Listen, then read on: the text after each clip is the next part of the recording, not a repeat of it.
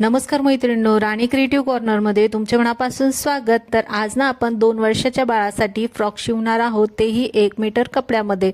तर ती कशा पद्धतीने शिवायची ती आपण ह्या व्हिडिओमध्ये पाहणार आहोत। तर ह्या व्हिडिओमध्ये मी कटिंग तुम्हाला दाखवणार आहे आणि पुढच्या व्हिडिओमध्ये मी तुम्हाला याची स्टिचिंग दाखवणार आहे।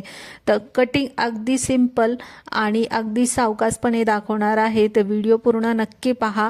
तर पहा, मी इथे ना अस्तर घेतलेला आहे। सर्वात अगोदर आपल्याला छातीची आपली चौथा भाग किती येतो, आता छाती आहे आपली 22, तर त्याचा चौथा भाग येतो 5.5, तर त्याच्यात आपण 1.5 इंच एक्स्ट्रा मार्जिन लावतो। तर पूर्ण आपलं 5.5 आणि 1.5 इंच पूर्ण 7 इंचाची आपल्याला ही अस्तरची घडी करून घ्यायची। तर पहा, मी आता 7 इंचाची पूर्ण अस्तरची ही घडी करून घेते आणि बाकीचा कपडा आपल्याला दुसऱ्या कोणत्या याच्यात यूज होतो त्यासाठी जास्त आपल्याला घडी घ्यायची गरज नाही। जेवढी आपल्याला मार्जिंग आहे, जेवढा छातीचा चौथा भाग आहे तेवढेच आपल्याला घडी घ्यायची। तर पहा, मी इथे आता 7 इंच ही घडी घेतली आणि त्यानंतर आता उंची टाकून घेते। तर उंची आपल्याला घ्यायची आहे 9 इंच। तर पहा, आता उंची टाकून घेतली आणि छातीची घडी आपली टाकून घेतलेली आहे 7 इंच। त्यानंतर अस्तर कट करून घ्यायचे। आता घडी आपली कट करून झाली। आता घडीवर सर्वात अगोदर आपल्याला शोल्डरचं माप टाकून घ्यायचंय 4.5 इंच आणि मुंडा पण घ्यायचा आपल्याला 4.5 इंच। तर 2 वर्षाच्या बाळासाठी आपल्याला शोल्डर घ्यायचे 4.5 आणि मुंडा पण 4.5 इंच घ्यायचा आहे। त्यानंतर छातीचं माप टाकायचे, चौथा भाग आपल्याला छातीचा टाकायचा आहे 5.5 आणि 1.5 इंच एक्स्ट्रा मार्जिन लावायचे।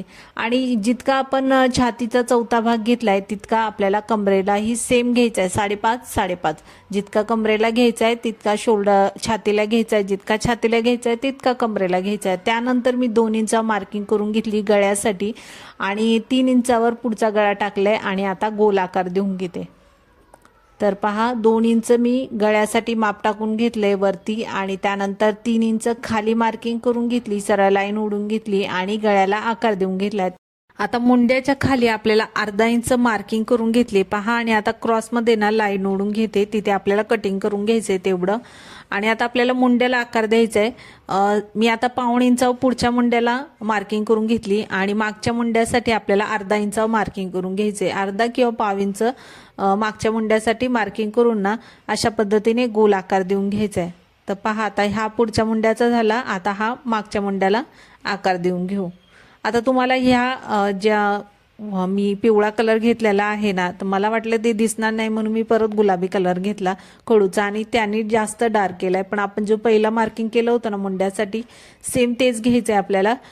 आता सर्वात अगोदर ना आपण खाली जी त्या अर्धा इंच मार्किंग केली मुंड्याच्या खाली, तेवढा भाग आपल्याला कट करून घ्यायचा आहे। त्यानंतर आता आपण मागच्या मुंड्याचा आकार कट करून घेणार आहोत। तर पहा, पहिला मागच्या मुंड्याचा आपण पहिला आकार देऊन घेतला होता, सेम तसाच आकार देऊन घ्यायचा आहे आणि कट करून घ्यायचा आहे। आता आपण हा ना भाग वेगळा वेगळा करून घेऊ। तर पहा, मी ना पहिले जो कडेला आहे ना जॉईंट भाग तो कट करून घेते आणि आता ना पुढचा भाग आणि मागचा भाग हा वेगळा वेगळा करून घेऊ।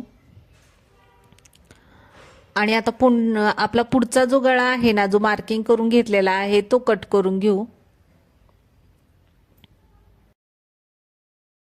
आता पुढचा गळा कट करून झालाय, त्यानंतर आपल्याला पुढचा जो मुंडा आहे पाऊण इंच आपण दिला होता तो कट करून घेऊ। तर पहा, अशा पद्धतीने आपला पुढचा भाग तयार झालाय। आता मागच्या भागाला आपल्याला गळ्याचं माप टाकून घ्यायचे 2.5 इंचावर। तर पहा, बरोबर 2 इंचावर सर्वात अगोदर मी मार्किंग करून घेतली, मागचा गळा घेतलाय 2.5 इंच आणि तिथे तो गळा कट करून घेतलाय। आता इथे मधोमध ना मी 2 इंचावर मार्किंग करून घेतली मधोमध बरोबर आणि तिथे तेवढा कट मारून घेतलाय। आता तिथे आपण हुकपट्टीसाठी मी कटिंग करून घेतलेली आहे तेवढा। पुढचा मागचा भाग आपला तयार झालाय। त्यानंतर हा पीस घेतलेला आहे, जो मेन कपडा आहे तो पीस घेतलेला आहे मी मेन कपड्याचा। आता आपल्याला फोल्डिंग बाजू वरच्या साईडने आहे आणि मोकळी साईड खालच्या साईडने, आणि खालच्या साईडने लाईनिंग आहे त्याच्यामुळे ना मी तिथून उंची टाकून घेते 13 इंच। तर पहा, आता तिथून ना उंची टाकून घेतली 13 इंच आणि पूर्ण आपल्याला घ्यायचंय 27 इंच।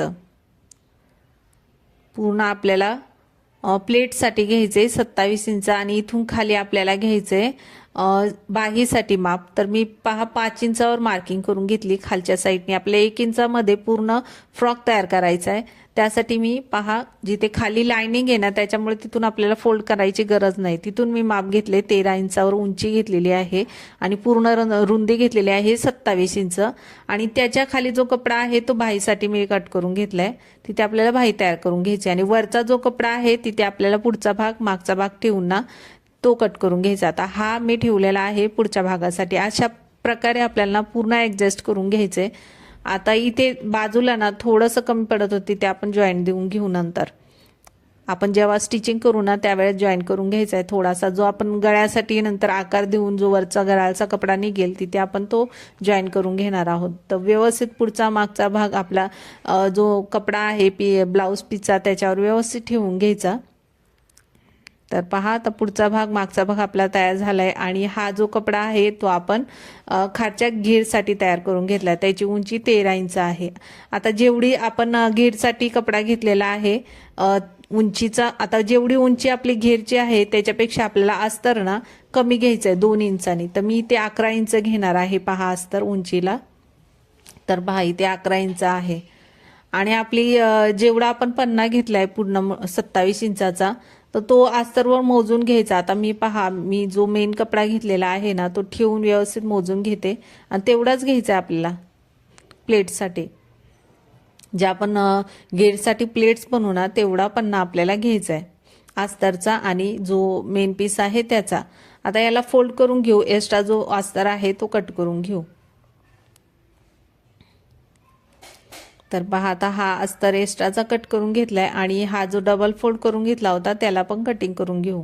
तर अशा पद्धतीने आपल्या फ्रॉकची घेरची कटिंग झालेली आहे। त्यानंतर आपल्याला बाहीची कटिंग करून घ्यायची। तर बाहीसाठी आपण जो कपडा कट केला होता त्याला ना डबल फोल्ड करून घ्यायचा आणि मधोमध कट करून घ्यायचं। तर आपल्याला ना याची फुग्याची बाही तयार करून घ्यायची, त्यासाठी ना आपण पहिलं डबल फोल्ड करून ठेवू आणि डबल फोल्ड केल्यानंतर पहिले ना जो खालचा आहे ना तो सरळ व्यवस्थित पहिला भाग कट करून घेऊन नंतर आपण माप टाकूया।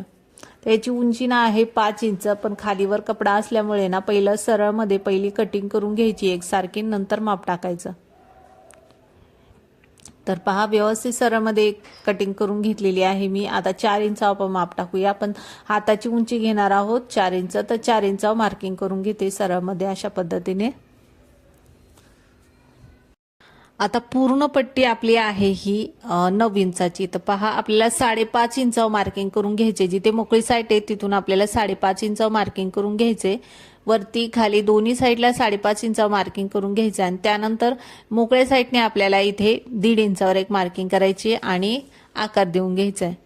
बाहीला आपण आकार कसा देतो त्याप्रमाणे आपल्याला अशा पद्धतीने आकार देऊन घ्यायचा आणि पुढचा जो कपडा आहे तो आपण प्लेटसाठी वापरणार आहोत। आपल्याला फुग्याची बाही तयार करायची ना त्यासाठी आपण तो प्लेटसाठी वापरणार आहोत। तर पहा मी बरोबर खाली वरती आता मार्किंग करून घेते आणि तेवढं कट्स मारून घेते, तेवढे आपल्याला फुग्याची तिथे बाही तयार करून घ्यायची। तर अशा पद्धतीने आपली ही पूर्ण कटिंग झालेली आहे। व्हिडिओ आवडला असेल तर व्हिडिओला लाईक शेअर सबस्क्राईब नक्की करा, पुढचा व्हिडिओ पण नक्की पहा।